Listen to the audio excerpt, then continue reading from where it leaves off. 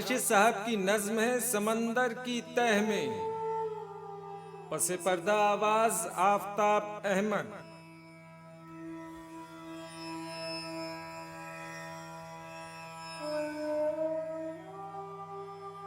समंदर की तह में, समंदर की संगीन तह में है संदूक। संदूक में एक डिबिया में, डिबिया में, डिबिया में कितनी मायनी की सुबह, वो सुबह के जिन पर रिसालत के दर बंद अपनी शुआओं में जकड़ी हुई, कितनी सहमी हुई।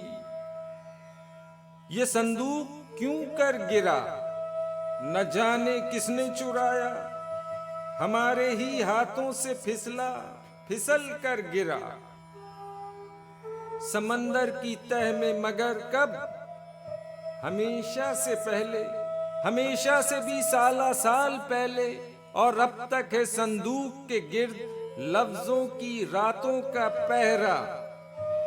वो लफ्जों की रातें जो देव की मानिंद, पानी के लसदार देव की मानिंद, ये लफ्जों की रातें समंदर की तह में तो बसती नहीं है, मगर अपने लारे पहरे की खातिर वहीं रींगती हैं शबो रोज, संदूक के 4 सू रींगती हैं।